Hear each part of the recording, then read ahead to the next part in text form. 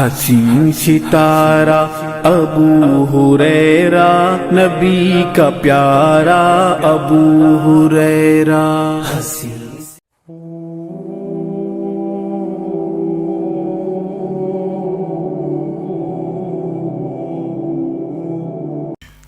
السلام علیکم ورحمۃ اللہ وبرکاتہ۔ نحمده ونصلی علی رسوله الکریم۔ فاعوذ باللہ السمیع العلیم من الشیطان الرجیم من ہمزه ونفخه ونفثه۔ بسم اللہ الرحمن الرحیم۔ یا ایہا الذین آمنوا کتب علیکم الصیام کما کتب علی الذین من قبلکم لعلکم تتقون۔ رب اشرح لی صدری ویسر لی امری واحلل عقدۃ من لسانی یفقہوا قولی۔ محترم سامعین و سامعات، اللہ کا فضل ہے کہ اللہ تبارک و تعالی نے ہم لوگوں کو ایسی مجلس منعقد کرنے اور اس میں شریک ہونے کی توفیق بخشی ہے کہ جس مجلس پر اللہ فرشتوں کے درمیان فخر کرتا ہے اور مجلس کے اختتام پر فرشتوں کو گواہ رکھ کے اللہ کہتا ہے میں نے اس محفل میں شامل ہونے والے تمام لوگوں کو بخش دیا۔ اللہ سے دعا کریں کہ اللہ تبارک و تعالی اس فضیلت کے مستحق ہم تمام لوگوں کو بنا دے۔ شیخ محترم نے ابھی آپ لوگوں کے سامنے موضوع کا بھی انتخاب کیا اور پھر کیا ہے وہ ساری باتیں رکھی ہیں۔ مختصر یہ کہ رمضان چند گھنٹوں کے بعد یا ایک دن کے بعد یا 2 دن کے بعد اپنا سایہ ہمارے اوپر ڈالنے والا ہے۔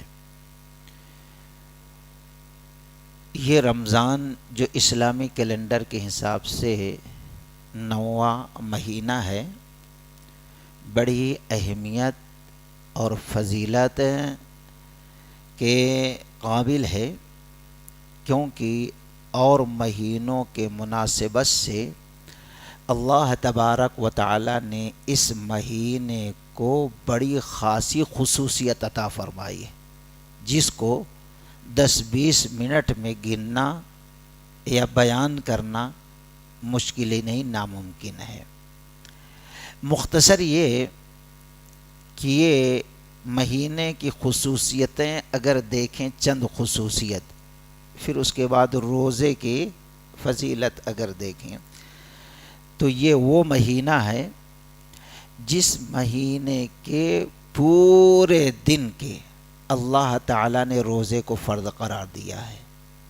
تمام لوگوں پر، جو انسان مسلمان ہے، مرد ہو کہ عورت، اگر بالغ ہے تو اس کے اوپر روزہ فرض ہے، اور اس کو اسلام کی 5 بنیاد میں سے چوتھی بنیاد، اسلام کا 5واں ستون، اسلام کا 5واں پلر، اسلام کا 5واں یا کہ چوتھا، کسی حدیث میں 5ویں نمبر پہ اس کا نام ہے اور کبھی چوتھے نمبر پہ، وصوم رمضان، رمضان کے روزے۔ تو اسلام کے 5 ستون میں سے ایک ستون اللہ تعالیٰ نے اس کو قرار دیا ہے۔ اسی طریقے سے یہ رمضان کا مہینہ وہ مہینہ ہے کہ جس طریقے سے ایک نماز سے لے کر دوسرے نماز تک جو بیچ میں گناہ ہے اللہ معاف کر دیتا۔ صلاۃ الخمس، الجمعۃ الی الجمعہ ورمضان الی رمضان مکفرات ما بینہن اذا اجتنب الکبائر، رواہ بخاری۔ ترمذی کہ اللہ کے نبی صلی اللہ علیہ وسلم نے فرمایا ایک نماز سے لے کر دوسری نماز تک بیچ میں کچھ غلطیاں ہوئی ہیں تو نماز کی برکت سے اللہ معاف کر دیتا ہے، کفارہ بنا دیتا ہے۔ اسی طریقے سے ایک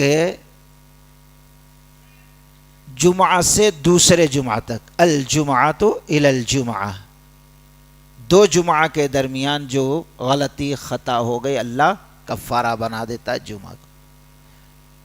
نمبر 3، اللہ کے نبی نے فرمایا ایک رمضان سے لے کر دوسرے رمضان تک جو گناہ ہوئے ہیں دونوں کے بیچ میں اللہ کفارہ بنا دیتا ہے، یعنی معاف کر دیتا ہے، ما بینہن، جو کچھ ان کے بیچ میں ہے۔ لیکن کب؟ سوال یہ پیدا ہوتا ہے کب؟ کیونکہ دیکھیے مسائل فضائل اس وقت قبول ہوں گے جب مسائل صحیح ہوں، اگر مسائل ہی صحیح نہیں ہے تو فضائل قبول نہیں ہوتے۔ آج فضائل خوب بیان کیے جاتے ہیں لیکن مسائل نہیں، مسئلہ صحیح نہ ہو تو لاکھ آپ فضیلت پہ عمل کرو ایک بھی اللہ قبول نہیں کرتا۔ یہ ساری حدیثیں بارہا سنی جاتی سنائی جاتی ہیں، لیکن اس کے آگے کیا نبی نے فرمایا؟ آپ صلی اللہ علیہ وسلم نے فرمایا مکفرات ما بینہن، کفارہ ہو جاتی ہے ایک نماز سے لے کر دوسرے نماز، ایک جمعہ سے لے کر دوسرے جمعہ، ایک رمضان سے لے کر دوسرے رمضان۔ لیکن کب؟ اذا اجتنب الکبائر، جب لوگ بڑے بڑے کبیرہ گناہوں سے بچتے ہیں، جب یعنی اگر ہم بڑے گناہ کر رہے ہیں اور پھر ہم یہ سوچیں یہ اعمال کے ذریعے سے ہمارے چھوٹے گناہ معاف ہو جائیں گے، تو معاف نہیں ہونے والے، شرط نبی نے، اور یہی شرط قرآن سے بھی ثابت ہے۔ سورۃ النساء، ان تجتنبوا کبائر ما تنہون عنہ نکفر عنکم سیئاتکم وندخلکم مدخلا کریما۔ اگر تم کبیرہ گناہوں سے بچو گے، ان تجتنبوا کبائر ما تنہون عنہ نکفر عنکم سیئاتکم، تو اللہ تمہارے اعمال صالحہ کو تمہارے چھوٹے گناہوں کے لیے کفارہ بنا دے گا۔ نکفر عنکم سیئاتکم وندخلکم مدخلا کریما، اور تم کو عزت کے ساتھ عزت کی جگہ جنت میں داخل کر دے گا۔ یہاں بھی شرط کیا لگائی؟ عبادات کے ذریعے جو چھوٹے گناہ معاف ہوں گے، شرط کیا ہے؟ کب؟ جب ہم بڑے بڑے گناہوں سے اپنے آپ کو بچائیں گے، جب۔ اب یہ رمضان کے تعلق سے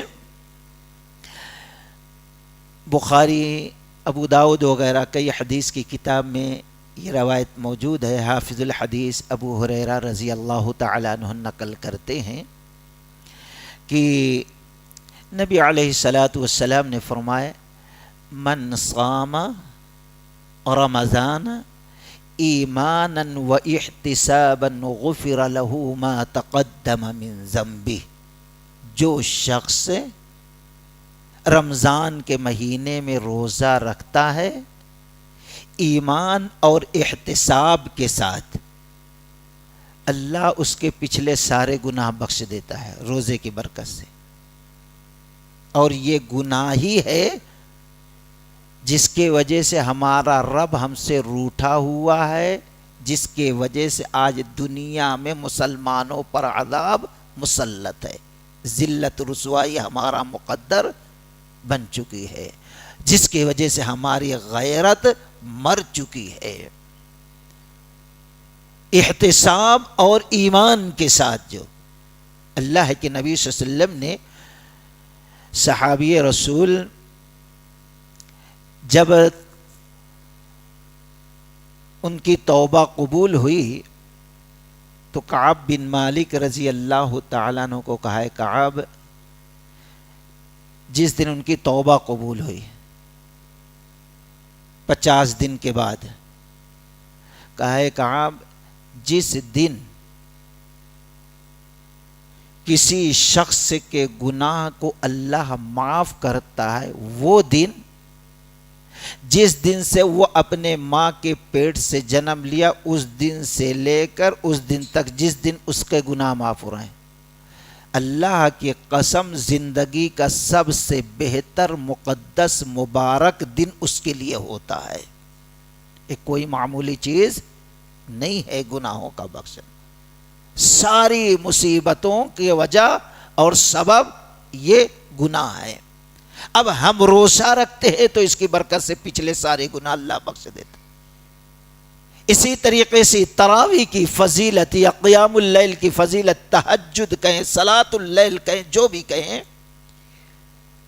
اللہ کے نبی صلی اللہ علیہ وسلم نے فرمایا من قام رمضان ایمانا و احتسابا غفر له ما تقدم من ذنبه، جو شخص رمضان میں قیام کرتا ایمان اور ثواب کی نیت سے، اللہ پچھلے سارے گناہ معاف کر دیتا ہے۔ ایک دوسری روایت میں ہے من قام لیلۃ القدر ایمانا و احتسابا غفر له ما تقدم من ذنبه، جو شخص شب قدر کو قیام کرتا ہے ایمان اور احتساب کے ساتھ، اللہ اس کے سارے گناہ بخش دیتا ہے۔ اب یہ ایمان اور احتساب کیا ہے؟ شرط کیا ہے؟ کس کے گناہ بخشے جائیں گے؟ رمضان کے روزے رکھنے اور قیام اللیل کرنے سے، اور اسی طریقے سے شب قدر کو گناہ بخشے جائیں گے قیام کرنے کی وجہ سے۔ ایمان اور احتساب کے ساتھ یہ کام کیے گئے ہوں تینوں۔ یہاں ایمان سے مراد توحید ہے، اللہ کی ذات پر مکمل یقین، توحید کے اندر ذرہ بھی ملاوٹ نہ ہو، ایمان توحید ہے۔ جیسے قرآن نے کہا الذین آمنوا ولم یلبسوا ایمانہم بظلم اولئک لہم الامن وہم مہتدون، جو لوگ اپنے ایمان کو ولم یلبسوا ایمانہم بظلم، ظلم سے نہیں ملائے، محفوظ رکھے، انہی کے لیے امن و امان ہے اور وہی لوگ ہدایت پہ ہیں۔ نبی کریم صلی اللہ علیہ وسلم کے سامنے صحابہ پہنچے، اللہ کے نبی جب سے یہ آیت نازل ہوئی ہے ہم پریشان ہیں، کیا کون ایسا شخص ہے جو ظلم نہ کیا ہو؟ آپ صلی اللہ علیہ وسلم نے فرمایا ظلم سے کیا تم سمجھ لیے؟ پھر آپ نے کہا ان الشرک لظلم عظیم، یہاں ظلم سے مراد شرک ہے، اور شرک کے اپوزٹ کیا ہے؟ توحید ہے۔ تو یہاں جو شرط لگائی گئی وہ موحد جس نے اپنے ایمان کو خالص اور پیور رکھا، جیسے صحابہ اکرام کا ایمان تھا، عبادت اللہ کی اور اطاعت رسول اللہ کی، اللہ کے ساتھ عبادت میں کسی کو شریک نہ عمل میں اور نہ عقیدے میں، اطاعت میں طریقے میں صرف اور صرف محمد الرسول اللہ صلی اللہ علیہ وسلم۔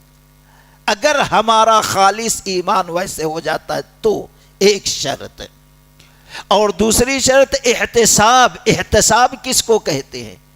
احتساب کے معنی ہوتے ہیں جانچنے کے، جائزہ لینے کی، ایک معنی یہ ہوتا ہے۔ دوسرا معنی ہوتا ہے ایک دم خالص اور پیور، اللہ کی رضا کے لیے وہ عمل کیا جائے۔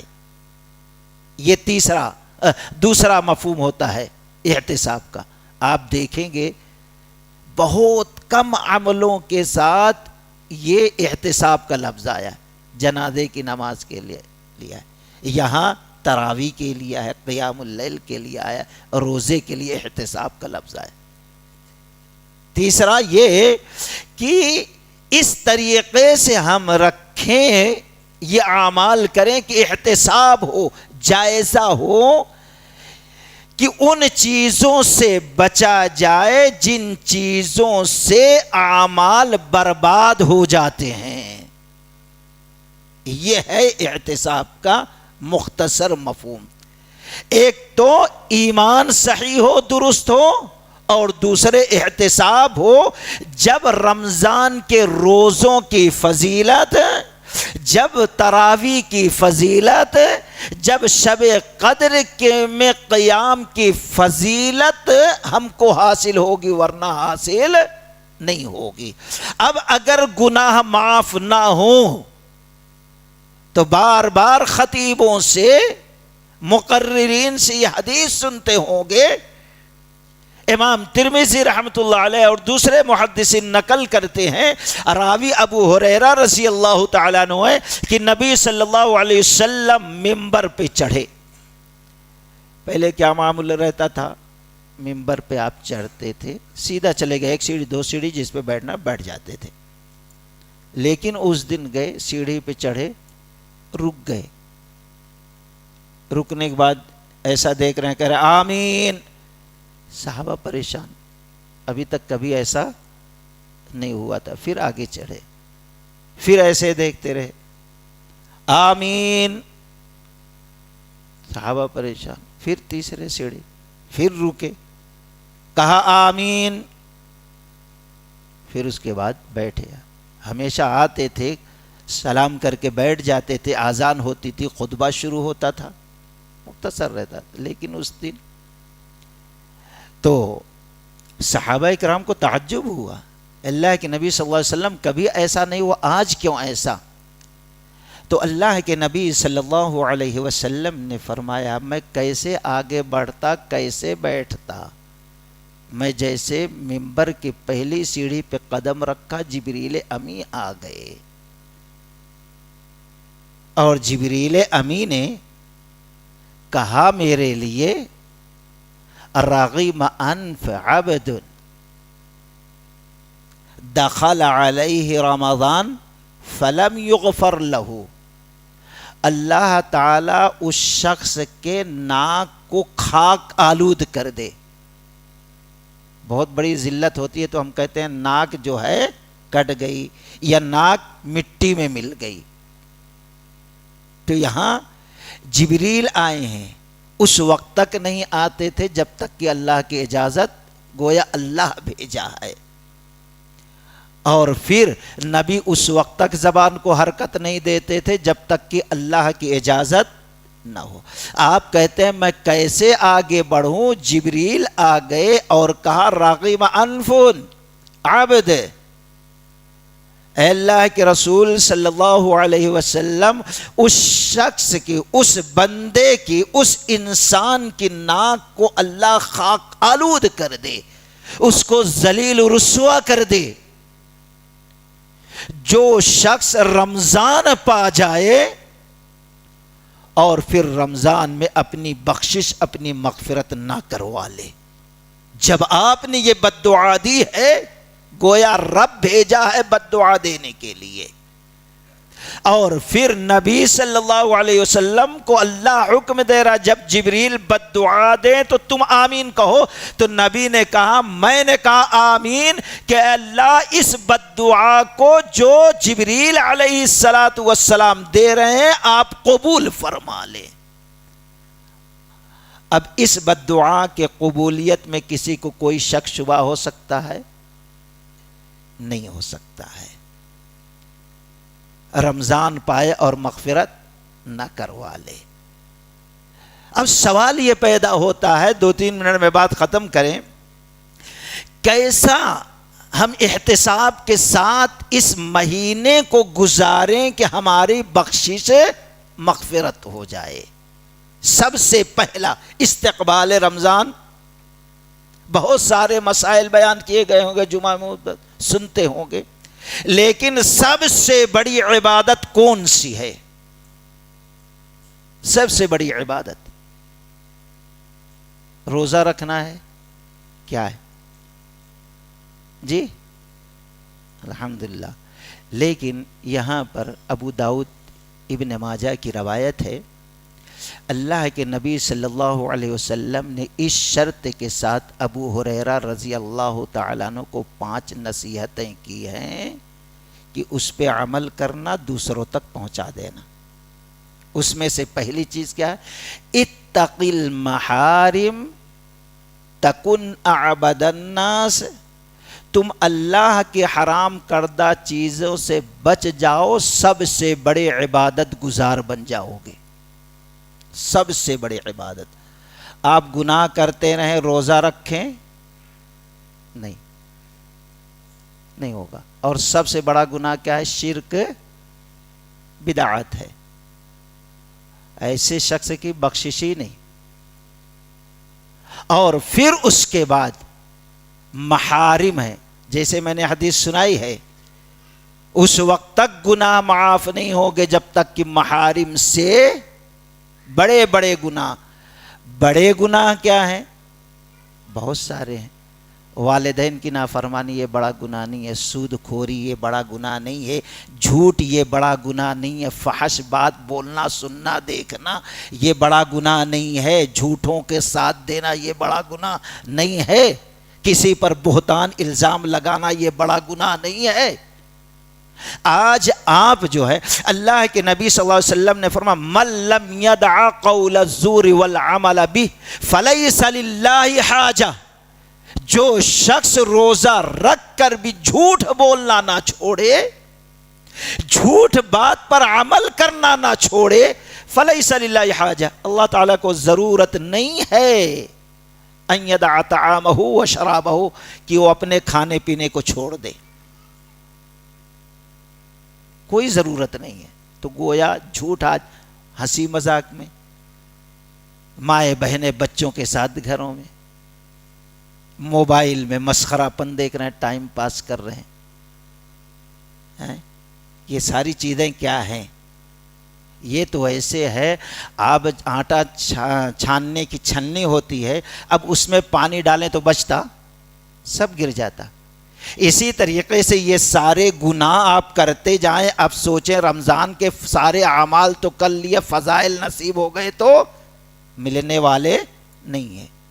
تو سب سے پہلے ایسا برتن لیں جیسے یہ گلاس ہے، اس میں سوراخ نہیں ہے، پانی بھرا ہوا. تو ایسے اعمال کو چھوڑ دیں جس کے وجہ سے ہماری نیکیاں برباد ہوتی ہیں. دوستو، غیبت ہو، چغل خوری ہو، بہتان ہو، ننگی چیز دیکھنا ہو، سننا ہو، سنانا ہو، فواحش ہو، اس ساری چیزوں کو ترک کر دیں. سب سے بڑی عبادت ہے یہ، ایک یہ چیز ہے ان یدع. اور دوسرے آپ غور کریں گے، پھر اس کے بعد روزہ رکھیں، پھر جا کے روزے کا مقصد ہم کو تقوی حاصل ہوگا. پھر اس کے بعد تراویح ہے، اور تراویح 2 دن 3 دن 5 دن 10 دن پڑھ کے ہم غائب ہو جاتے ہیں، بیزار ہو جاتے ہیں، یا کہ آخری رکعت میں وہاں بیٹھے رہتے ہیں. کتنی بڑی توہین ہے قرآن کی، نماز کی جماعت ٹھہری ہے. اور اللہ شاید ناراض ہے کہ آپ صحت مند ہیں لیکن ٹھہر نہیں ہیں، وہاں دوستوں کے ساتھ گپ سڑاکے میں لگے ہوئے ہیں، روڈ پہ ہیں، حریص کھا رہے ہیں، چائے پی رہے ہیں، آوارہ گردی روڈوں پہ کر رہے ہیں. اللہ آپ کو توفیق، آپ نے اہدنا صراط المستقیم کہا، لیکن آپ کی دعا اللہ قبول نہیں کیا، مسجد کے باہر کر دیا آپ کو. کتنی بڑی بد نصیبی، بدبختی ہے. اللہ کے نبی صلی اللہ علیہ وسلم نے ابو داؤد، ابن ماجہ، ترمذی، نسائی کی حدیث ہے کہ 3 راتیں قیام کرائے، 23، 25، 27. یہاں لوگ ڈر گئے کہ آج سحر نہیں کھا سکیں گے، فجر کا وقت ہو جائے گا. غصے میں نہیں آئے صحابہ کرام. ابو ذر کہتے ہیں اللہ کے نبی کاش کہ باقی راتوں میں بھی اتنا لمبا قیام کریں تو اچھا ہے، باقی راتوں میں بھی. تو آپ نے فرمایا من قام مع الامام فلم ينصرف، امام جب تک قیام کرتا ہے، اگر تم امام کے ساتھ اتنے دیر تک قیام کرو تو اللہ کی قسم پوری رات تم کو قیام کرنے کا ثواب اللہ دے گا.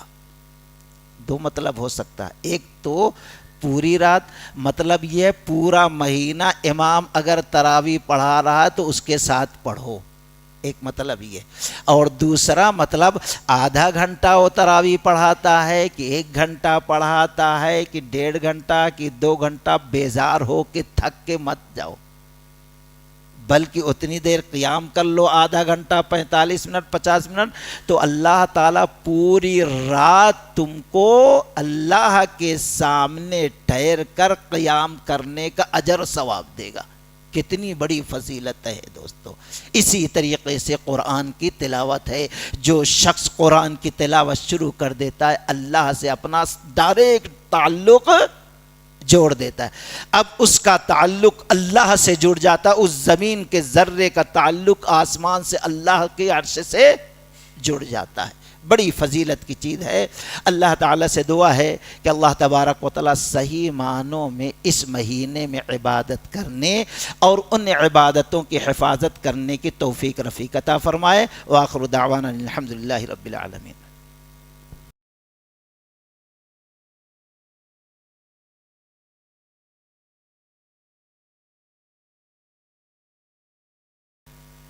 اللہ تبارک و تعالی نے رمضان کے روزے کو فرض کیا ہے تمام مسلمانوں پر، چاہے مرد ہو یا عورت، جب سے بالغ ہو گئے. اب بالغ کب ہوتے ہیں؟ ایک بچہ 13 سال 14 سال کی عمر میں ہو جاتا ہے، بچی 9 10 سال 11 سال. اب ہندوستان کے آب و ہوا کے حساب سے 11 12 سال میں ہم کہتے ہیں بچی ہے.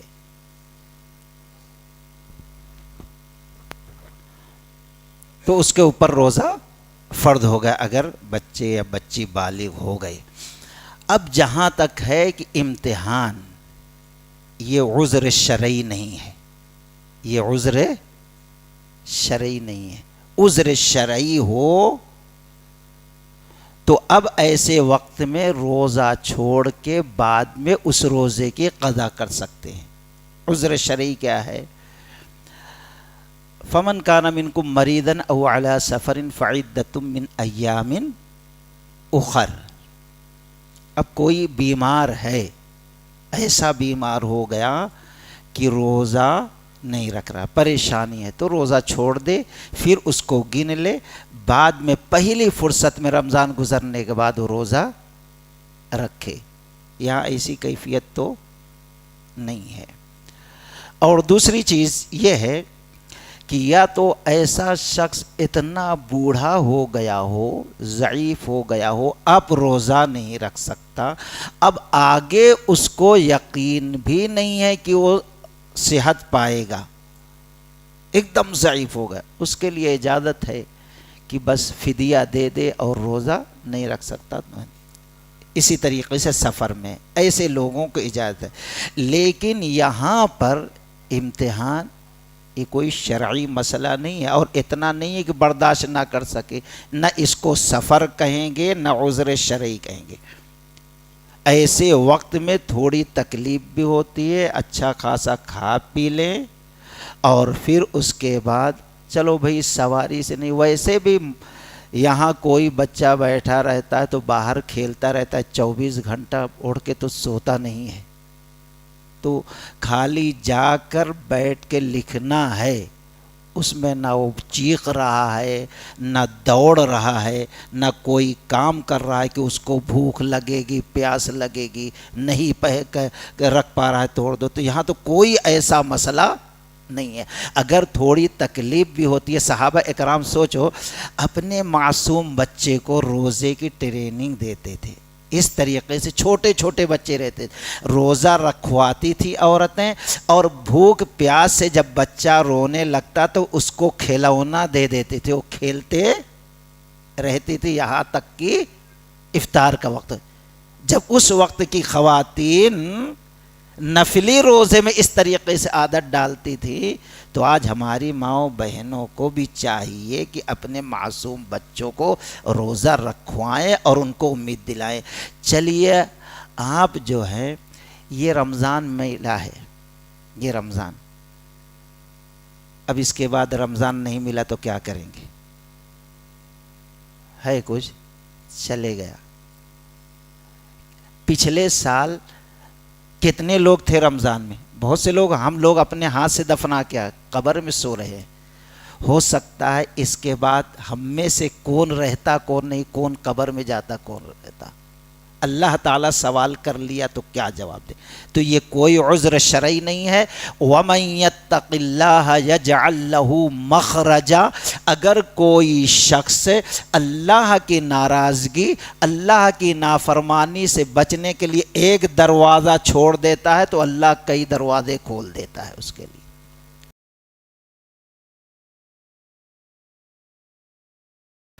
سب سے پہلی چیز یہ ہے کہ روزہ چھوڑنا ضروری تو کہیں پہ بھی نہیں، افضل غیر افضل کی بات ہے، جہاں ضروری ہے خود بخود ٹوٹ جاتا ہے۔ اب جیسے عورتوں کو حیض آ گیا ہے نا، تو توڑے نہ توڑے وہاں تو ضروری کا مسئلہ ہی نہیں، خود بخود ٹوٹ جاتا۔ اسی طریقے سے کوئی بیمار ہے روزہ توڑ سکتا، توڑو بول کے نہیں، اجازت ہے۔ اسی طریقے سے کوئی بوڑھا ضعیف ہے تو اب نہیں رکھ سکتا، تکلیف اگر رکھنا چاہتا ہے، بہت سے لوگوں کو شوق ہوتا ہے، نہیں کچھ بھی ہو، شوگر کی بیماری ہے لیکن شوق ہے، بہت سے لوگ رکھتے، اجازت ہے توڑ دے، اگر رکھتا ہے تو الحمدللہ، کیونکہ جسمانی اور روحانی اللہ تعالی روزوں کے ذریعے سے صحت دیتا ہے، جسمانی بھی اور روحانی۔ جو شفا ہو، رحمت ہو، وہ چیز کبھی زحمت، ہاں تکلیف ہو رہی ہے آپ چھوڑ سکتے ہیں، ایسی بیماری ہے۔ اسی طریقے سے سفر ہے تو روزہ چھوڑ سکتے ہیں، اگر نہیں بھی چھوڑ سکتے، جہاد کے لیے جا رہے تھے اللہ کے نبی صلی اللہ علیہ وسلم، بہت زیادہ دھوپ تھی، تھک گئے، آپ نے کہہ دیا، بہت سے لوگ چھوڑ دیے اور بہت سے لوگ روزہ رکھ لیے۔ تو روزہ رکھنے والا نہ رکھنے والے کو کوئی کچھ نہیں بولا، اور نہ رکھنے والا رکھنے والے کو ٹوکا نہیں۔ تو اب ان چیزوں میں اجازت ہے، اور باقی کچھ ایسی چیزیں ہیں وہ خود بخود ٹوٹ جاتے ہیں، حیض وغیرہ ہے، کوئی ہم بستری جانتے بوجھتے کر لیا بھول سے، یہ سب خود بخود ٹوٹ جاتے۔ کھا پی لیا جان بوجھ کر، انجانے میں کھایا تو کوئی نہیں، اللہ کھلایا، رحمت ہے وہ، ہے نا۔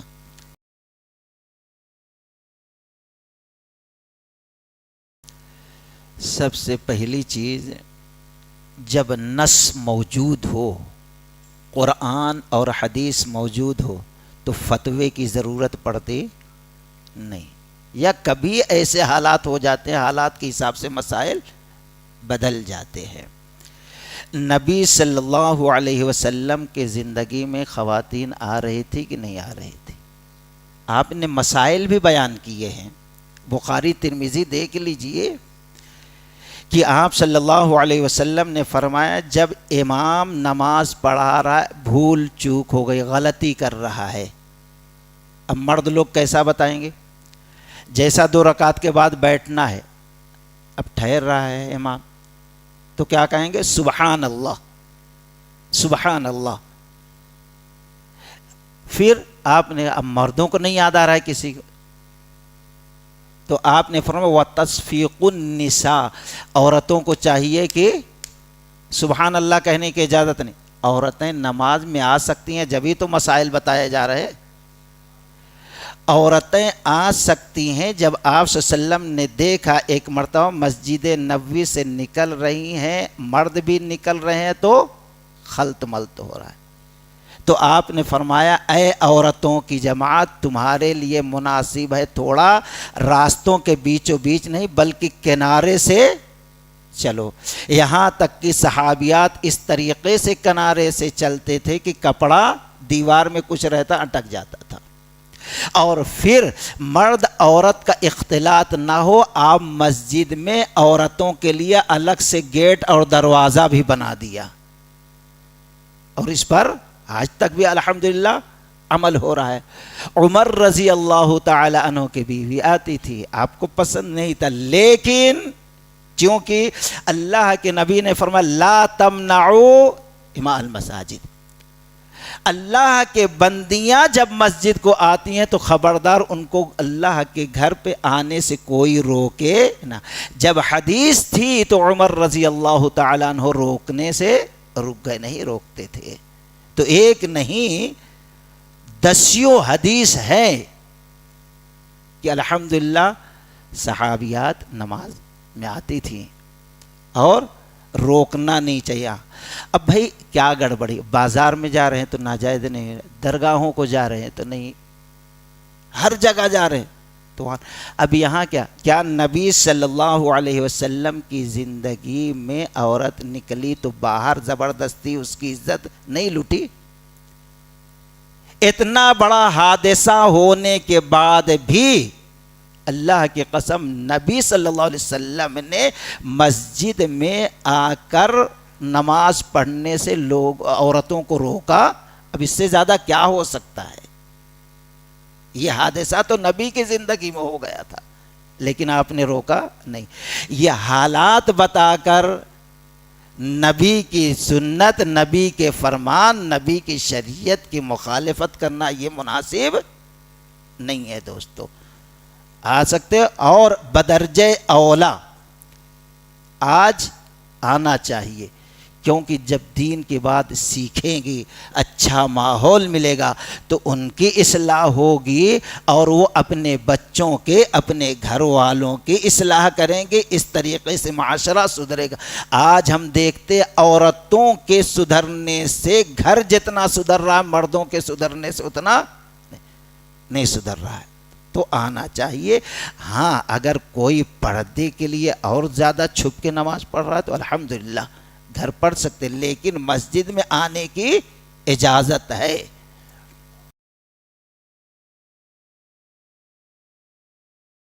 سب سے پہلی چیز ایسی الحمدللہ کھلانا پلانا یہ سب اچھے اعمال ہیں، لیکن ہر چیز کی ایک حد ہے. ہر چیز کی ایک حد ہوا کرتی ہے. شیطان کو اللہ سے کے بندوں کو دور کرنے کے بہت سارے طریقے ہیں، بہت سارے طریقے.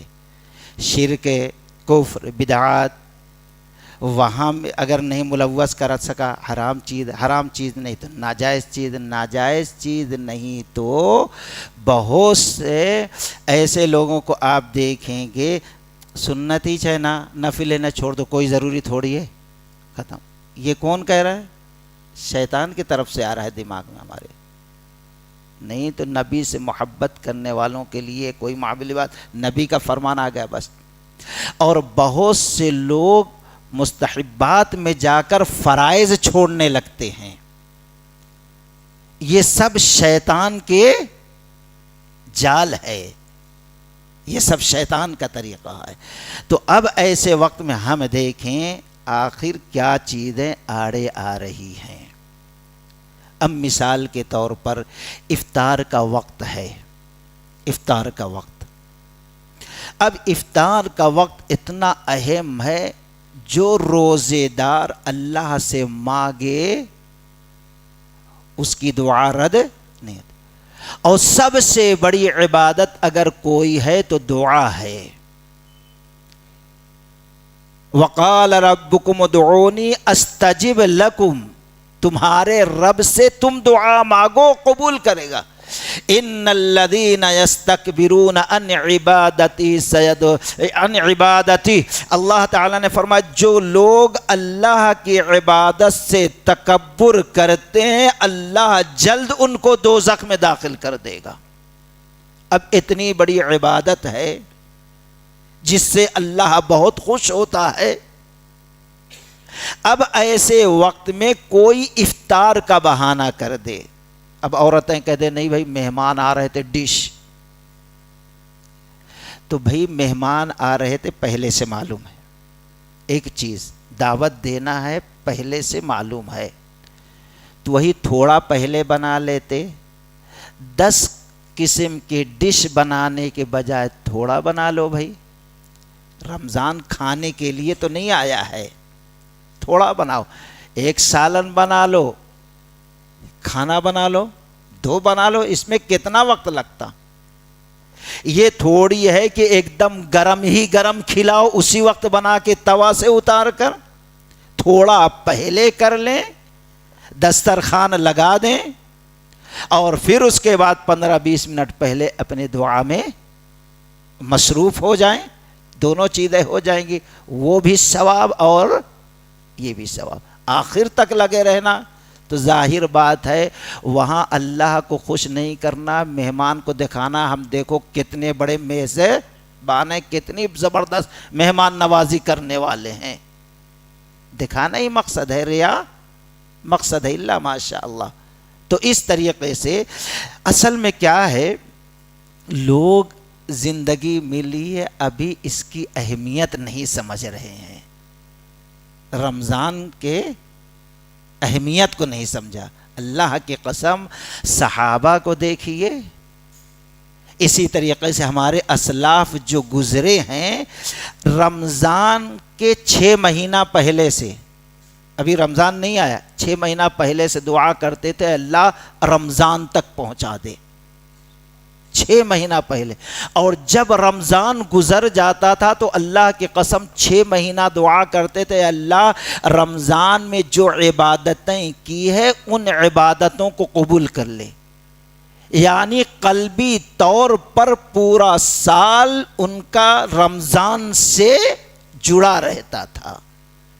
رمضان کے اہمیت کو ہم سمجھے نہیں، اس لیے اس طریقے سے سستی اور کاہلی ہو رہی ہے۔ تو پہلے رمضان کی اہمیت سمجھ لیں اور پھر یہ سوچ لیں کہ اب اس کے بعد پتہ نہیں رمضان ملے گا نہیں ملے گا۔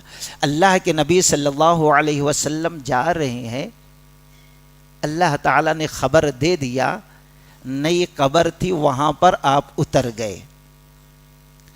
آپ نے فرمایا صحابیوں، اس وقت اگر اللہ تعالیٰ اس کو زندہ کر کے کہے مانگو تو کیا مانگتے، کیا مانگ سکتے؟ آپ نے فرمایا اب اللہ تعالیٰ کہے میں تجھے زندہ کر کے پوری دنیا کی حکومت دے دوں تو چلے گا؟ اب وہ بندہ کیا کہے گا، اللہ تعالیٰ پوری دنیا کی حکومت کی ضرورت نہیں، صرف 2 رکعت نماز پڑھنے کی توفیق دے دے بس، پوری دنیا نہیں۔ اس وقت تڑپے گا رمضان کے ایک ایک سیکنڈ جو گزرا ہے، کاش کے 1 سیکنڈ۔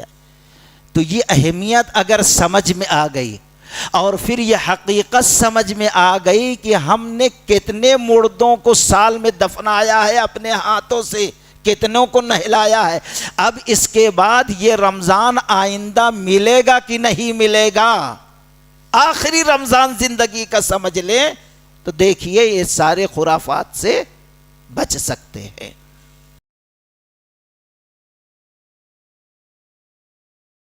اسے دیکھیے مغفرت کی دعا ہے اور تاکرات کی جو اللہم انک عفو تحب العفو فاعف عنی ہے، لیکن وہ شب قدر کے ہے، لیکن برابر پڑھ سکتے ہیں، برابر پڑھ سکتے ہیں، معافی تلافی تو برابر ہے۔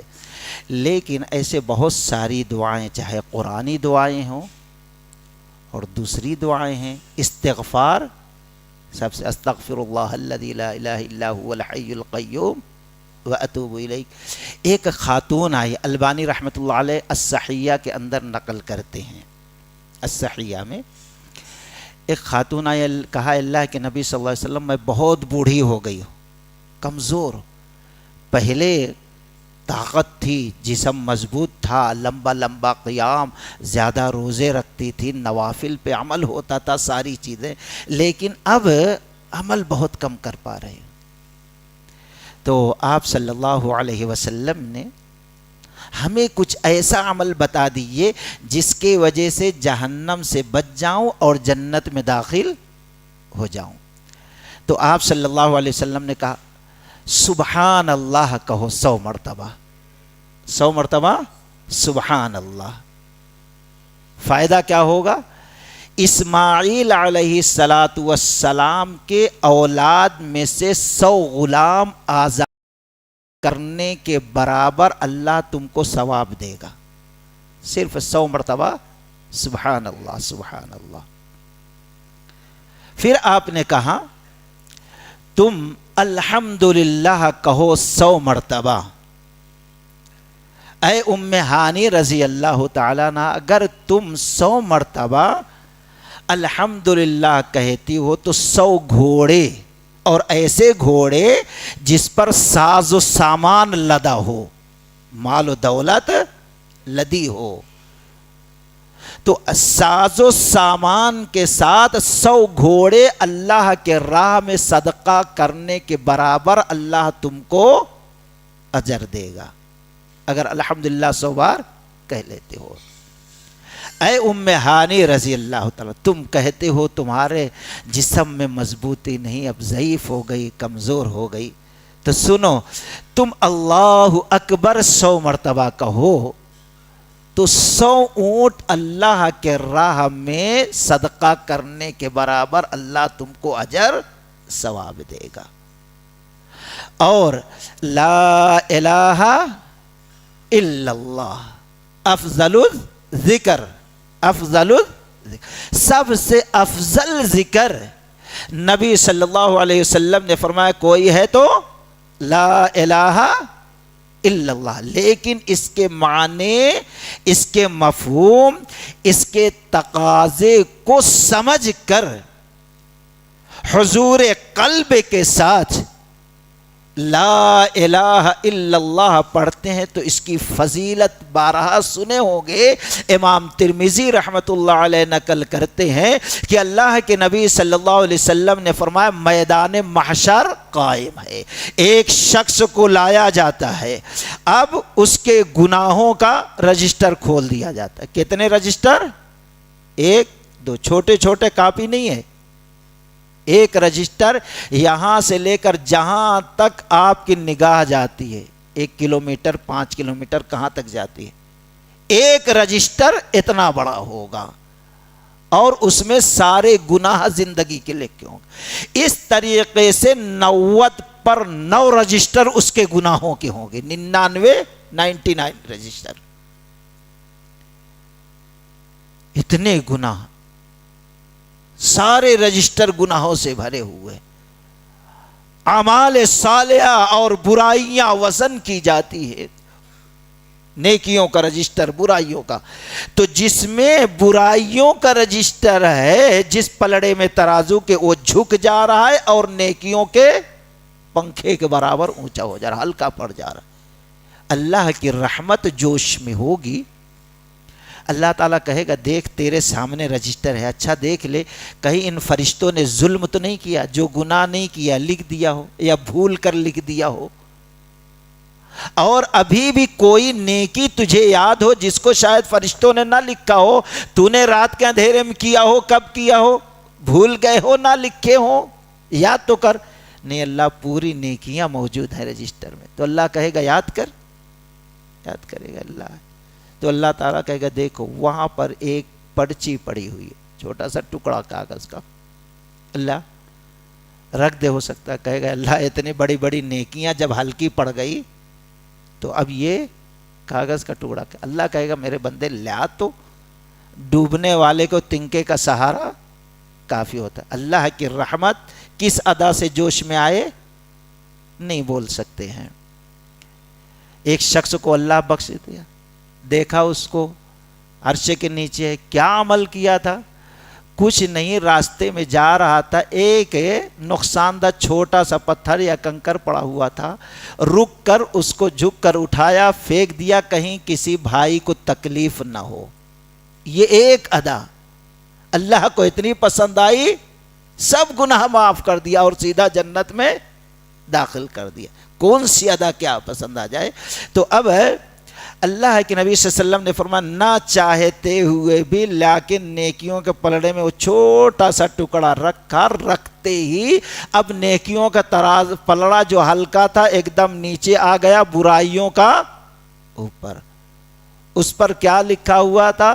جو زندگی میں اس نے خلوص للہیت کے ساتھ تڑپ کر کہا تھا لا الہ الا اللہ. اللہ کے نبی صلی اللہ علیہ وسلم نے فرمایا ام ہانی تم پوچھتے ہو کیا کریں کہ ہمارے لیے آسانی ہو اور دوزخ سے بچ جائیں، جنت میں داخل ہو جائیں. چوتھی چیز کیا ہے؟ لا الہ الا اللہ. خزانوں میں سے سب سے بہتر خزانہ، اس سے بہتر افضل اور کوئی چیز نہیں ہے.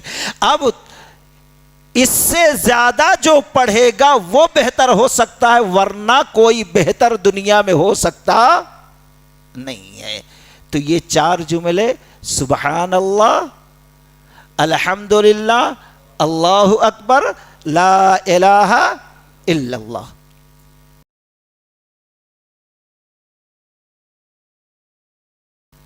سب سے پہلی چیز ایسے وقت میں ایسے محترم خاتون کو کسی اچھے ڈاکٹر کو بتا لینا چاہیے اور دعا بھی پڑھنا چاہیے. اور بہت ہی تکلیف ہے حقیقت میں، کیونکہ اب ان کا معاملہ ہے، دل کا معاملہ ہے، اللہ جانتا ہے. تو چھوڑ تو سکتے ہیں لیکن بہتر افضل ہے نہ چھوڑیں، کیونکہ دوران سوم ان کو تکلیف نہیں ہو، بعد میں تھوڑی سی ہو رہی ہے. اور مومن کی زندگی پوری جو ہے آزمائشوں سے بھری ہوئی ہے، آزمائشوں سے بھری ہے. ہو سکتا ہے، کیونکہ میں نے پہلے کہا یہ روزہ رکھنے کی برکت سے دعائیں قبول ہوتی ہیں ہر وقت، خاص کر کے سحر کے وقت، خاص کر کے سحر کا وقت. اور پھر اذان اور اقامت کے درمیان اور افطار کے وقت، یہ وقت ہے دعا کی قبولیت کا. دعا بھی مانگیں، ڈاکٹر سے مشورہ بھی لیں، انشاءاللہ اللہ تعالیٰ شفا دے گا. کیونکہ ہماری دعا جو ہے روزے داروں کے اللہ تعالیٰ خالی نہیں جانے دیتا. اور دوسری چیز یہ ہے کہ سحر میں کھجور کھائے. آج سنت کہتے ہیں، افطار میں تو کھا لیتے ہیں، الحمدللہ سنت ہے، لیکن سحر میں بھی کھجور کھانا سنت ہے. اللہ کے نبی صلی اللہ علیہ وسلم نے فرمایا تسحروا فإن فی السحور برکہ، بخاری، کہ تم سحر کھایا کرو، سحر کھانے میں برکت ہے. جب برکت جائے گی پیٹ میں تو ظاہر بات ہے جو بیماریاں ہیں وہ نہیں رہیں. جو شفا چیز ہے، برکت والی چیز ہے. اب شہد ہے، ایک صحابی کے آئے اللہ کے نبی میرے بھائی کے پیٹ میں بڑا درد ہو رہا ہے. آپ نے کہا جاؤ شہد پلا دو. گئے تھوڑی دیر، اللہ کے نبی وہ تو اور بڑھ گیا، موشن سے بڑھ گیا. کہا اور پلاؤ. پھر آئے پلا کے اور بڑھ گیا اللہ کے نبی. کہا پھر پلاؤ. تیسری یا چوتھی بار آئے، آپ نے فرمایا تیرے بھائی کا پیٹ جھوٹا ہے. اللہ نے شہد میں شفا رکھی ہے، برکت رکھی ہے، تو اور بڑھ گیا تو بیماری تو نہیں بڑھتی. یہاں مطلب یہ ہے، ایک تو یہ ہے کہ برکت شفا اندر جا رہی ہے، اور جو بیماری تھی، گندگی تھی، وہ جھوٹ تھی، اس کو جانا ہی جانا ہے، نکلنا ہی نکلنا ہے.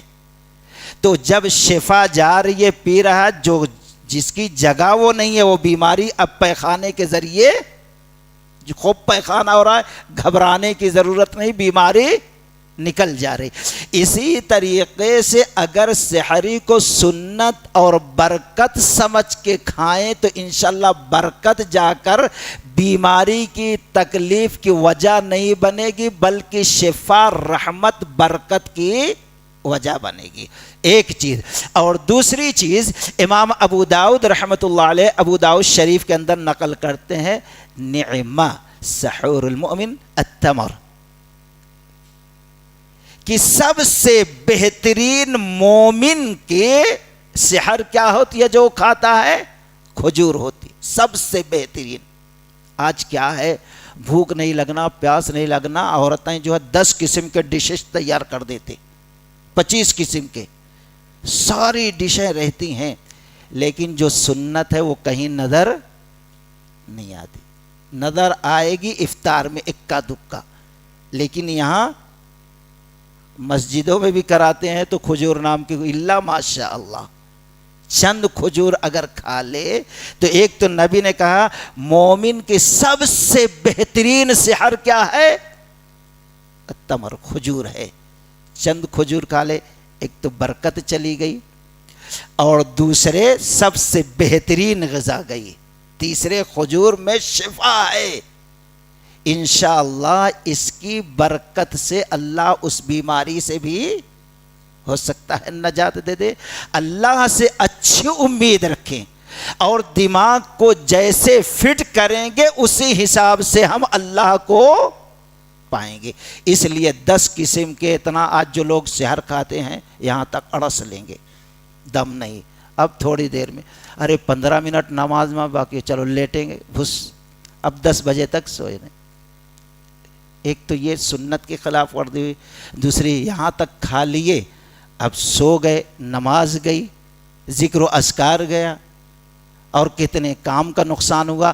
اور کھا کے ڈائریکٹ جب لیٹے ہیں وہ غذا ویسے ہی رکھی ہوئی سڑ گئی, سڑنے کے بعد 100 بیماریوں کا وجہ سستی کاہلی. تو جسمانی بھی نقصان ہوا, روحانی بھی نقصان ہوا. یہ روزہ جو ہے جسمانی بھی فائدہ ہے اور روحانی بھی, بلکہ بہت سے ڈاکٹروں نے کہا کہ روزہ رکھنے سے کینسر جیسی مہلک بیماری والوں کو بھی شفا ملتی ہے, فائدہ حاصل ہوتا ہے.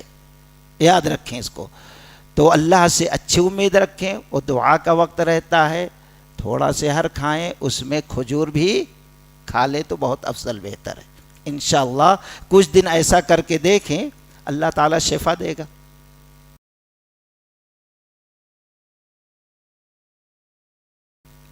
اگر روزہ رکھنے کے وجہ سے دودھ میں کمی آ رہی ہے, کمزوری آ رہی ہے, بچے کو تکلیف ہو رہی ہے, تو ایسے وقت میں تمام علماء کا اتفاق ہے کہ وہ روزہ چھوڑ سکتی ہیں, لیکن بعد میں ان روزوں کی قضا کر لیں گے.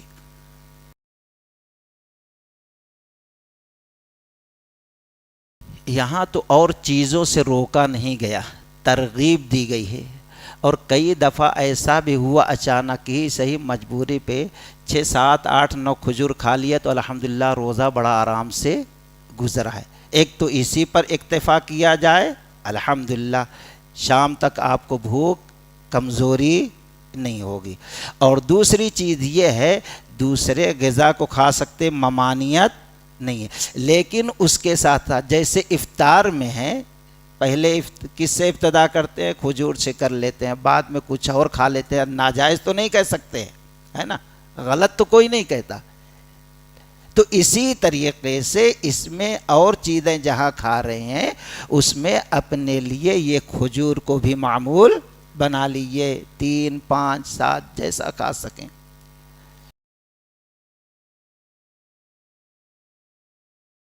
بے نمازی کا روزہ قبول ہے کہ نہیں ہے؟ نہیں ہے. کیوں؟ تمام عبادتوں کے قبولیت کا دروازہ نماز ہے. امام نسائی رحمۃ اللہ علیہ, نسائی شریف دوسرے محدثین نے بھی نقل کیا, میدان محشر قائم ہوگا, ان اولا, سب سے پہلے جس چیز کا حساب ہوگا وہ نماز کا ہوگا.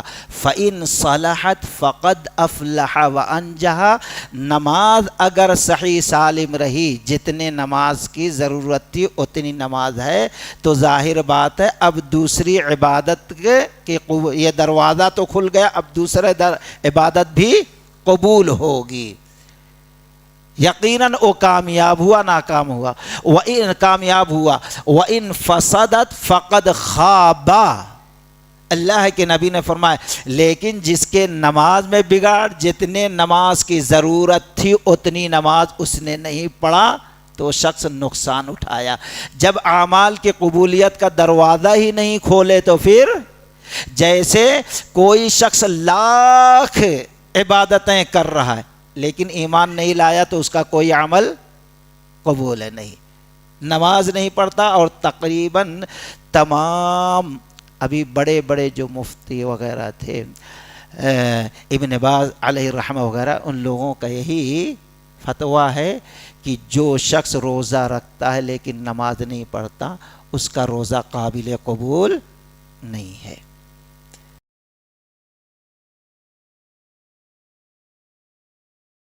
بھئی اجتماعی دعا, جو چیز سنت سے ثابت ہو, فتووں کے ذریعے سے اس کو اندر بگاڑ فساد نہیں لگے. بدعت ایسے ہی پیدا ہوتی ہے.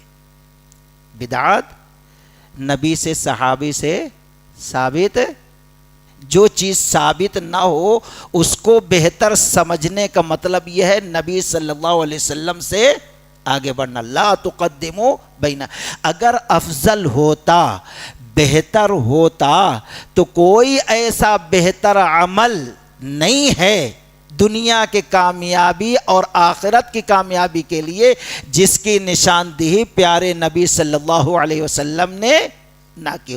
فَإِنَّ خَيْرَ الْحَدِيثِ كِتَابُ اللَّهِ وَخَيْرَ الْهَدْيِ هَدْيُ مُحَمَّدٍ صلی اللہ علیہ وسلم. طریقوں میں بہتر طریقہ محمد صلی اللہ علیہ وسلم کا ہے.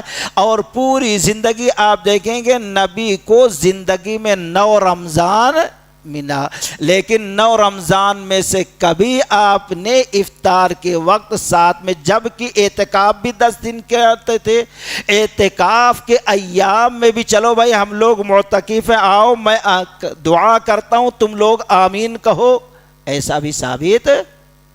کبھی کوئی ایسا معاملہ آ گیا اچانک، چلو بھائی اس کے لیے بیٹھ کے دعا کر دیں گے، الگ چیز ہے، لیکن معمول بنانا خاص اس کے لیے یہ مناسب نہیں. جب شریعت موجود ہے تو کسی اور کی طرف دیکھنا مناسب نہیں ہے.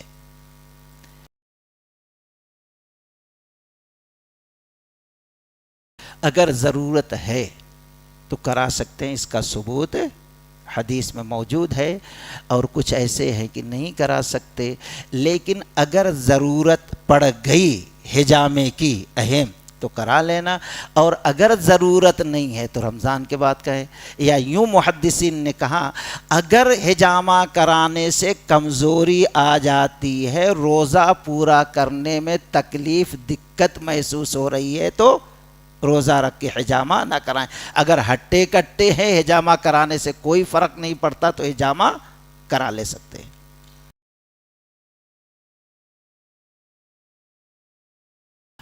خود بخود نہیں کرنا، خود بخود نہیں کرنا. نہ ایسی چیز کو گھور کے دیکھتے رہنا کہ پینٹ گیلی ہونے تک آپ دیکھ رہے ہیں، آپ کہیں گے خود تو نہیں، خود بخود ہو گیا، میں تھوڑی کیا ہے. اب کچھ دن پہلے شرم آتی ہے، ایسے ظہر کی نماز پڑھ کے رمضان میں نکلا، ایک نوجوان کا فون آیا، کیا بات ہے بھائی ایسا ہو گیا؟ کیوں ہو گیا بھائی؟ سوئے تھے؟ نہیں سویا نہیں. پھر کیا؟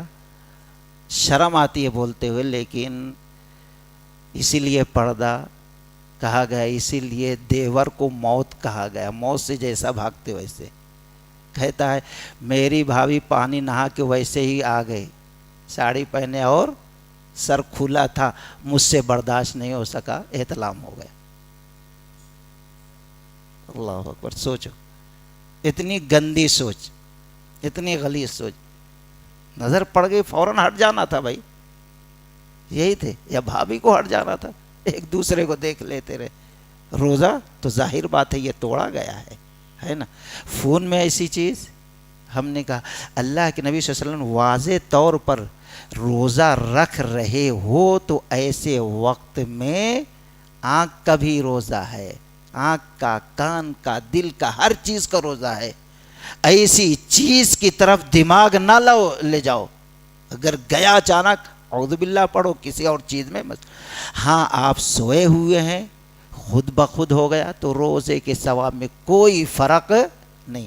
آپ غسل کر لیں، نماز پڑھیں.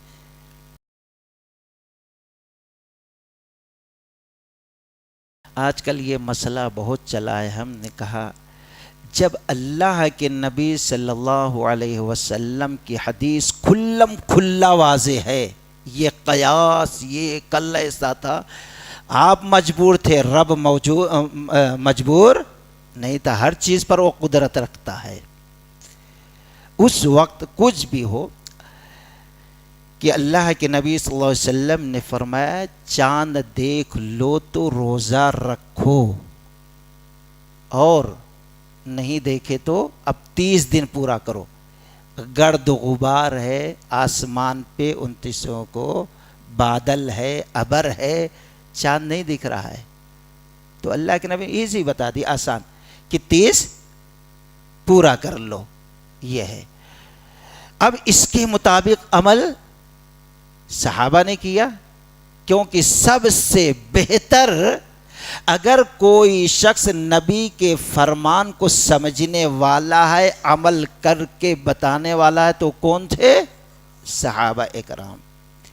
اللہ کے نبی صلی اللہ علیہ وسلم کے بعد حدیث واضح ہے کہ قافلہ آیا مدینہ، وہاں پر روزہ کب سے رکھا گیا تھا؟ اتوار کے دن سے، اور ہفتے کو چاند دکھ گیا تھا شام میں، اور مدینہ میں ایک دن بعد دکھا تھا۔ تو آ کر بتائے، اور بتانے والے قریب نے کہا کہ معاویہ رضی اللہ تعالی عنہ بھی دیکھے ہیں۔ تو کہا ہم یقین کرتے دکھا ہے، لیکن ہمیں نبی صلی اللہ علیہ وسلم کے فرمان پر چاند دیکھو تو روزہ رکھو، چاند دیکھو تو افطار۔ صرف اس حدیث پر عمل کر لیا جائے جیسے صحابہ نے کیا ہے، دماغ عقل پہ دروازے لگا دیا جائے۔ لا تقدموا بین ید اللہ ورسولہ، اللہ تعالیٰ نے کہا اللہ و رسول سے آگے نہ بڑھو۔ اب اس پر عمل کیا صحابہ اکرام نے، کیسے عمل کیا، کیسے اس حدیث کو سمجھا، ہم ان کی اتباع کر لیں، تمام اختلافات سے بچ جائیں گے۔ یہی درمیانہ راستہ ہے دوستو۔ ہاں اگر پورا شہر ایک بات پہ اتفاق کر لیا ہے، چلو وہ الگ مسئلہ ہے، علماؤں کی اس پہ لمبی بحث ہے۔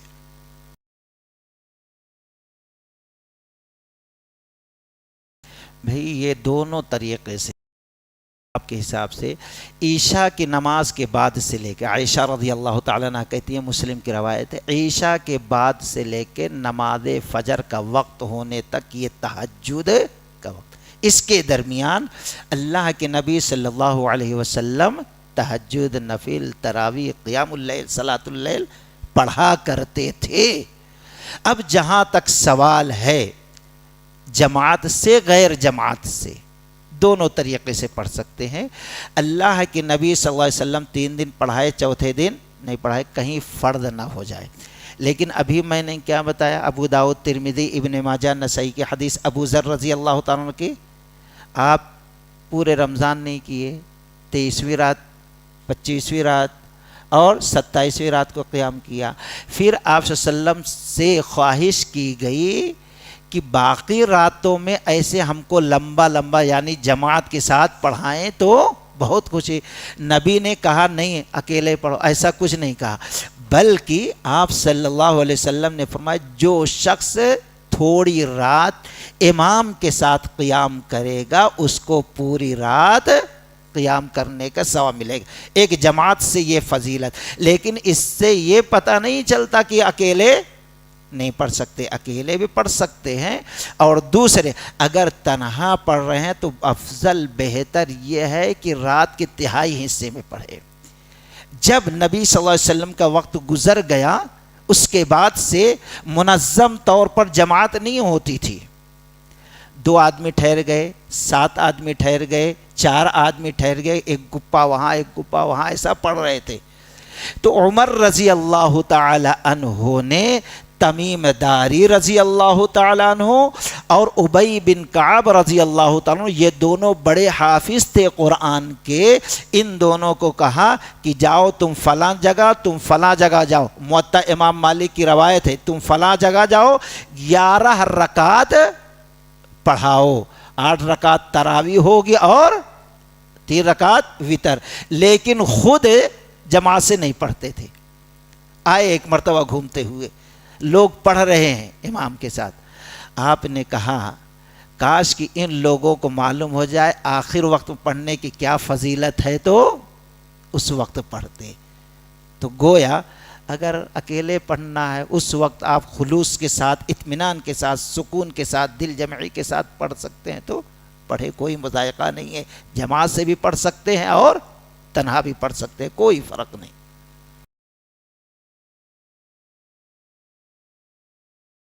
اس وقت پتہ نہیں چلے گا، لیکن جس دن آنکھ بند ہوگی، کیونکہ آج غیر لوگ یہ سمجھ لیے ہیں کہ حلیم یہ اس کا تعلق رمضان سے ہے، شاپنگ اس کا تعلق رمضان سے ہے. بہت برا میسج غیر لوگوں کو جا رہا ہے.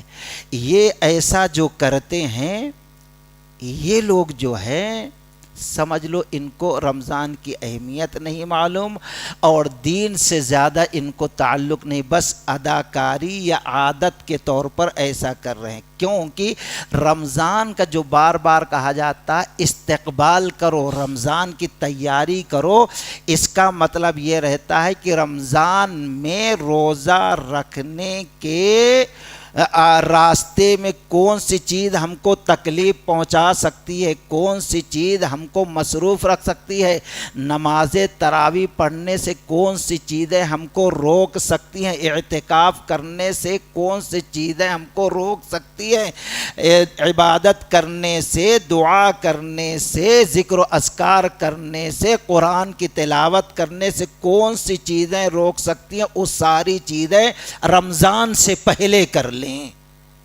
یہ ہے استقبال رمضان، یہ ہے رمضان کی تیاری کرنا. لیکن اب اگر حقیقت میں لوگ رمضان کا اجر و ثواب حاصل کرنا چاہتے ہیں تو رمضان سے پہلے پہلے یہ ساری چیزیں، کیونکہ نہ حلیم کھانے کے لیے رمضان آیا ہے، یہ حلیم کھانا ہے تو بعد میں زندگی ملے گی تو وہ خوب کھا لو جتنا کھاؤ، اور کپڑا نیا جہاں پہلے آپ جا کر 1 گھنٹے میں شاپنگ کر لیجئے، اسی وقت کیوں؟ تو یہ سب شیطان کی جال ہے، آج نہیں. سوچو اللہ کے نبی صلی اللہ علیہ وسلم کا عمل کیا تھا؟ روزہ رکھنا، ساری چیزوں سے بچے. اور دوسری چیز تراویح پڑھنا، قیام اللیل، شب قدر جو تلاش کرتے تھے، آپ خود جاگتے تھے اور گھر والوں کو جگایا کرتے تھے، شاپنگ نہیں کرتے تھے.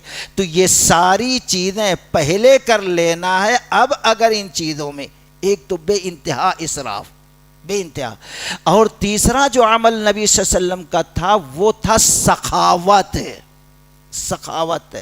صدقہ خیرات. حدیث کے اندر آتا ہے تیز ہوا کی طرح، جب تیز ہوا چلتی ہے تو جو پتے، مٹی، دھول رہتے ہیں سب اڑ کر چلے جاتا ہے، صاف ہو جاتی وہ جگہ. مطلب یہ ہے اللہ کے نبی رمضان کے مہینے میں اس طریقے سے سخاوت کرتے تھے کہ جو دینار درہم رہتا تھا سب خرچ کر دیتے تھے، کچھ باقی نہیں. اب یہاں پر اللہ کے راہ میں خرچ کرنے کی بات آئے تو 100 روپیہ، 50 روپیہ، 1000 روپیہ، 500 روپیہ، اور شاپنگ کرنے کی بات آئے تو 25,000، 10,000. اس پر حساب تو ہوگا نا. جب انسان کی موت کا وقت آتا ہے، سوچیں، جب انسان کی موت کا وقت آتا ہے تو اس وقت سورہ جمعہ میں سنت ہے نماز جمعہ میں پڑھنا. یا ایھا الذین آمنوا، سورہ منافقون پڑھیے، لا تلہکم اموالکم ولا اولادکم عن ذکر اللہ ومن یفعل ذلک فاولئک هم الخاسرون. تمہاری اولاد اور تمہارا مال اللہ کے یاد سے تم کو غافل نہ کر دے. بہت سے لوگ یہ مہینہ کمانے کا ہے، کاروبار میں لگ گئے، بہت زیادہ عمل بتائے، دینداری بتائے تو ایک حافظ صاحب کو 20,000 پہ لا لیے، 5 پارہ پڑھا دو، قرآن کی دھجیاں اڑا دیا اور چلو بزنس مین ہے بھائی، اب انہوں ساری چیزوں سے چھٹکارا ہی سمجھتے ہیں، مل گیا ہے، دین سے دور ہو جا رہے ہیں. ایک تو یہ ہے، اور دوسرے آج بیوی بچوں کا نام لے کر اب مسجد سے باہر شب قدر تلاش کرنا تھا، لیکن شاپنگ کے نام پہ پوری رات روڈ پہ گزار رہے ہیں. اولاد نے، بیوی نے، مال نے آپ کو اللہ کی یاد سے غافل کر دیا. دوست جو ہے اللہ کی یاد سے دوستانے میں چلے گئے، وہاں کی حدیث اچھی، وہاں کی حدیث اچھی، فلاں جگہ کے دہے وڑے اچھے ہیں. یاد رکھو جب میدان محشر قائم ہوگا کتنے ایسے لوگ ہوں گے وَيَوْمَ يَعَضُّ الظَّالِمُ عَلَى يَدَيْهِ اپنے دانتوں سے اپنے بازوؤں کو چبائیں گے اور چیخیں گے اور کہیں گے کاش کہ فلاں کو ہم نے اپنا دوست نہ بنایا ہوتا تو اچھا تھا، ہدایت کی راہ پہ تھا، نبی کا طریقہ آیا تھا، رسول کا فرمان آیا تھا، سب کا علم تھا، لیکن فلاں دوست نے مجھے گمراہ کر دیا، کاش کہ اس سے دوستی نہ کیا ہوتا۔ وہاں لعن طعن کریں گے۔ یہ دوستی جو نبھانے کے لیے اس ساری چیزوں کو چھوڑ دیتے ہیں، اور اللہ نے کہا تمہارا مال اور تمہاری اولاد اللہ کے ذکر سے غافل نہ کریں۔ لا تلہکم اموالکم ولا اولادکم عن ذکر اللہ ومن یفعل ذلک فاولئک هم الخاسرون۔ یہی لوگ ہیں جو نقصان اٹھانے والے ہیں۔ آگے اللہ تعالیٰ نے فاولئک هم الخاسرون وانفقوا مما رزقناکم من قبل ان یاتی احدکم الموت فیقول رب لولا اخرتنی الى اجل قریب فاصدق واکن من الصالحین۔ اللہ تعالیٰ نے فرمایا وانفقوا خرچ کرو تم اپنے مال میں سے مما رزقناکم جو اللہ نے تم کو رزق دیا ہے، جتنا بھی دیا ہے، 1000 ہے اس میں سے خرچ کرو، 10 روپے ہے اس میں سے خرچ کرو، جو کچھ جتنا دیا۔ وانفقوا مما رزقناکم من قبل ان یاتی احدکم الموت، اس سے پہلے کہ تم میں سے کسی شخص کے پاس موت کا فرشتہ آ جائے۔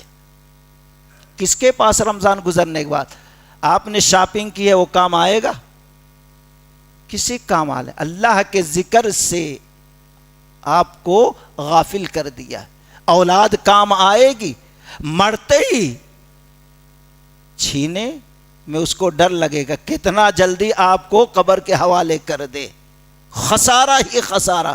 اللہ نے کہا تم میں سے کسی کے پاس موت آنے سے پہلے خرچ کر لے، کہیں موت آنے کے بعد کہہ دے وَلَن يُؤَخِّرَ اللَّهُ، اللہ تعالیٰ کاش کہ تھوڑا چند سیکنڈ دے دے، جو بینک میں رکھا ہوں، جو تجوری میں رکھا ہوں، جو بیوی کے پاس رکھا ہوں، لا کر خرچ کر دوں، فَأَصَّدَّقَ، صدقہ خیرات کر کے نیک لوگوں میں شامل ہو جاؤں۔ لیکن ایک سیکنڈ آگے پیچھے ہونے والا نہیں ہے۔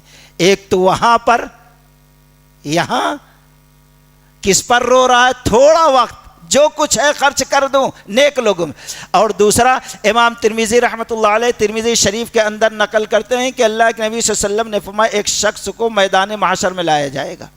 میدان محشر میں اللہ کہے گا میرے بندے میں نے تم کو اتنا اتنا دیا تھا تو میرے لیے کیا کیا؟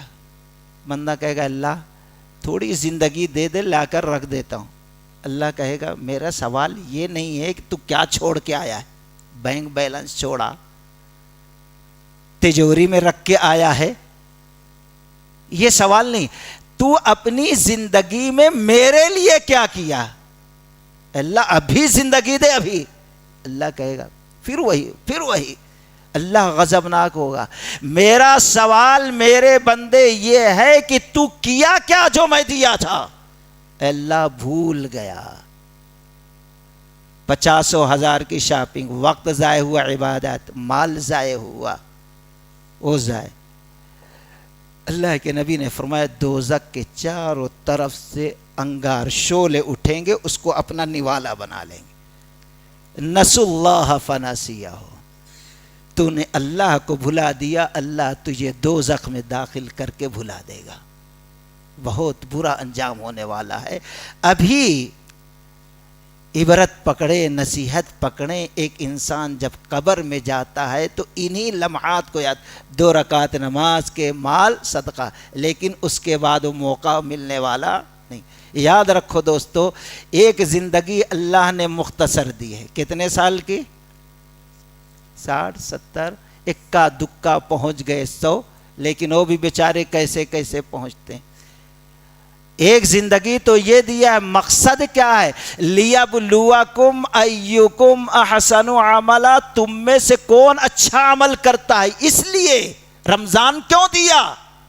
اچھے عمل کے لیے، جنت حاصل کرنے کے لیے، گناہوں کی بخشش کے لیے، تقوی کے لیے، ہمدردی کے لیے، خیر خواہی کے لیے. اس لیے دیا. نئے کپڑے پہننے کے لیے نہیں دیا، شاپنگ کرنے کے لیے، روڈ پہ گھومنے کے لیے اللہ نے نہیں دیا. اس مہینے کو عبادت کے لیے کیا. لیبلوکم ایکم احسن عملا، یہ ایک زندگی ہے. اور پھر اس کے بعد اس زندگی میں کیا کیے، قبر میں بھی حساب ہوگا. قبر میں یہ دوسری زندگی، عالم برزخ کی زندگی. اور کتنا دن رہیں گے کسی کو پتا ہے؟ 10 سال بھی رہ سکتے، 1000 سال کی بھی زندگی ہو سکتی، کسی کو پتا نہیں اللہ کے علاوہ.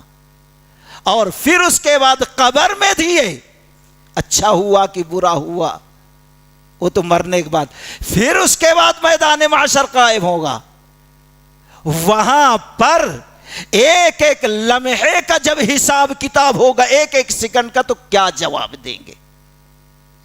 زندگی ایک ہے مختصر، اور اس زندگی میں ہم کیا کر رہے ہیں؟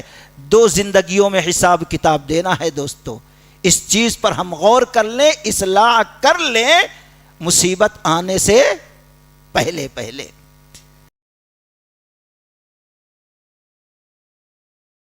ویسے سکون اور اطمینان کے ساتھ سمجھ کر غور کر کے آپ 2 پڑھ سکتے ہیں، 3 پڑھ سکتے ہیں، سمجھ گئے.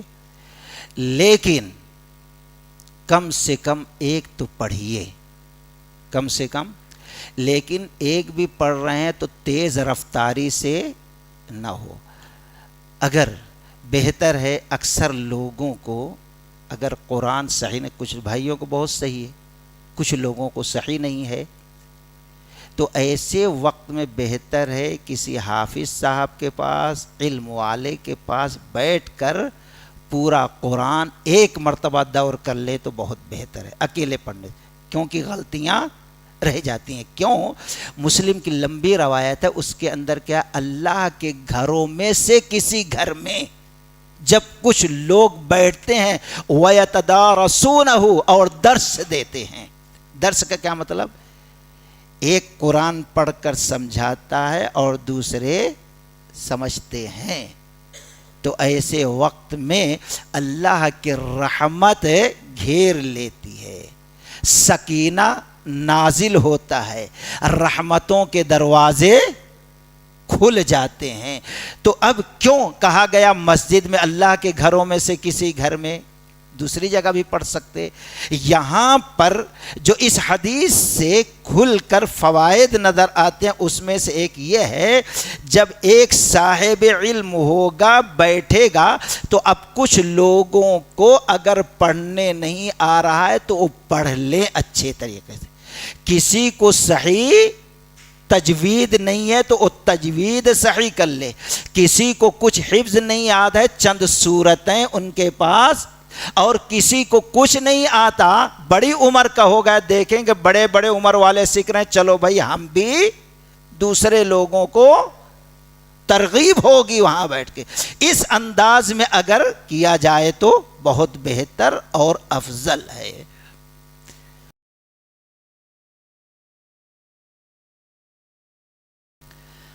سب سے پہلی چیز ہم نے پہلے کہا، اللہ کے نبی صلی اللہ علیہ وسلم کے سنت جب موجود ہے تو اپنے عقل کا دخل نہیں رہنا چاہیے.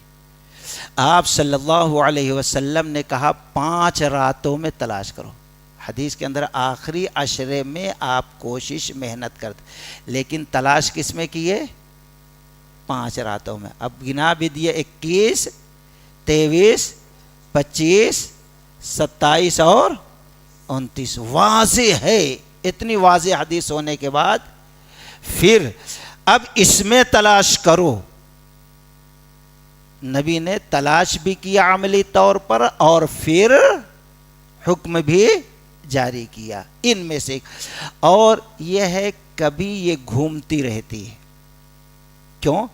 کبھی آپ کو بتایا گیا 27 کو مل گئی اور کبھی 23 کو بھی ملی یا 25 کو، تو گویا یہ اللہ تعالیٰ چینج کرتے رہتا ہے، تو اس لیے 5 میں تلاش کرنا ہے۔ اب یہ واضح طور پر نہیں ہے کہ کس رات کو ملی ہے یا ملے گی، ہاں کچھ اشارے ہیں، اگر وہ چیزیں دیکھ لیتے ہیں تو یقین کیجئے، گمان کیجئے، اچھا حسن نظر رکھیے کہ آج ہم کو مل گئی، جیسے سکون، رات کے نہ گرم ہونا نہ ٹھنڈی ہونا، سورج کا اس طریقے سے یہ صفتیں بتائی گئی ہیں، لیکن انہی 5 راتوں میں تلاش کرنا ہے اور یقین کرنا ان میں سے ایک جب نبی نے کہہ دیا تو ضرور با ضرور، یہ یقین رہنا چاہیے ایک مومن کو، ایماناً و احتساباً، ایمان اور احتساب کے ساتھ یہ کام کیجئے، اللہ ضرور اس کی فضیلت ہم کو عطا کرے گا۔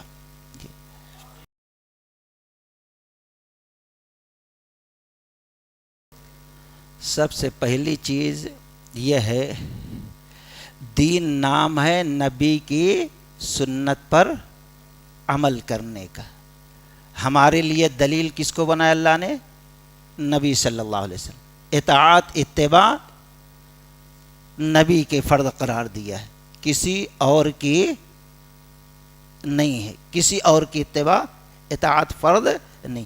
اور نبی جاتے جاتے یہ بھی نہیں کہ مکہ والوں کو دیکھنا مدینہ والوں کو دیکھنا، آپ یہ بھی چھوڑ کے نہیں گئے، نبی کی سنت موجود ہو تو ہمیں کہیں کی دلیل لینا مناسب نہیں ہے۔ ایک چیز، پہلی بات اللہ کے نبی سے واضح ہے رمضان غیر رمضان 11 سے زیادہ نہیں پڑھتے تھے، اور جہاں تک یہ کہا گیا کہ عمر رضی اللہ تعالی عنہ کے زمانے میں 20 رکعت پڑھی جاتی تھی، موطا امام مالک کا حوالہ دیا جاتا ہے، امام مالک رحمت اللہ علیہ نے اس حدیث کو نقل کر کے کہا کہ اس میں فلاں راوی ہے جو ضعیف ہے، یہ حدیث صحیح، جھوٹی بات کسی کی طرف منسوب کر دینا یہ اپنے ایمان کو غارت کرنا ہے، ایک چیز۔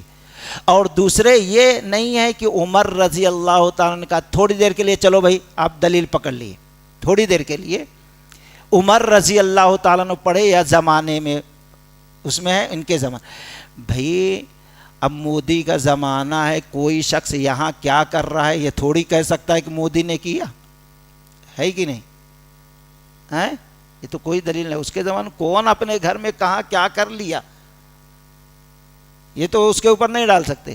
عمر رضی اللہ تعالیٰ عنہ کے دور حکومت میں ایسا ہوا، کون کیا؟ پہلی بات تو غلط ہے، ضعیف ہے روایت، تھوڑی دیر کے عمر رضی اللہ تعالیٰ نہ پڑھے اور نہ آپ پڑھتے ہوئے کسی کو دیکھے، تو یہ چیز دلیل نہیں۔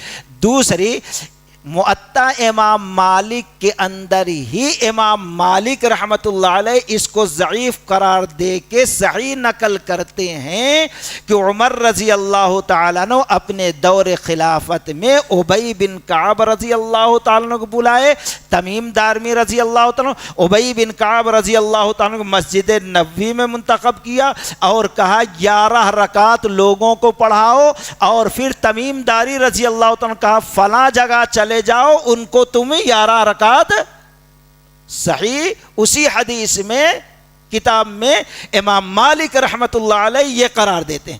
تو اب ان کے اوپر الزام لگانا کہ عمر رضی اللہ تعالیٰ کے زمانے میں پڑھی گئی یہ مناسب نہیں، کیونکہ آپ خود جماعت کرائے اور پھر 11 رکعت پڑھانے کا حکم دیا۔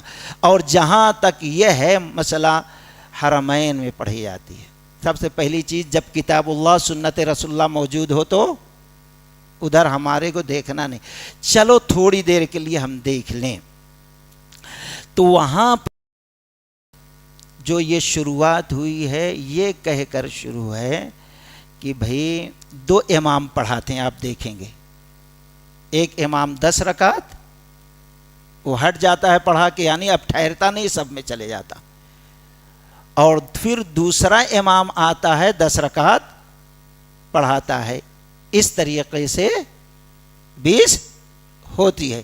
کیوں؟ اب دلیل، لوگ کعبۃ اللہ ہے، مسجد نبی ہے، دوسری جگہ پڑھنے سے یہاں آئے پڑھنے تو لاکھ گنا زیادہ ثواب، اس لیے لوگ دور دراز سے آتے ہیں۔ اب سب تو نہیں پہنچ سکتے، اس لیے 2 امام کے، تو پہلی بات یہ ہے ان کا یہ عقیدہ نہیں ہے کہ 20 رکعت، اس عقیدے کو ختم کرنے کے لیے 2 امام مقرر کر دیے، ایک ہی امام۔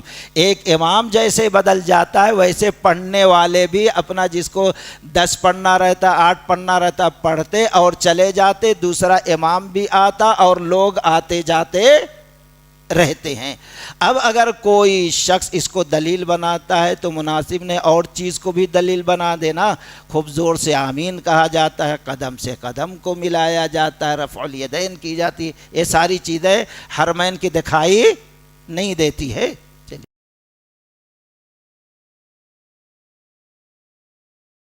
پورا قرآن کا دور نبی صلی اللہ علیہ وسلم کرتے تھے۔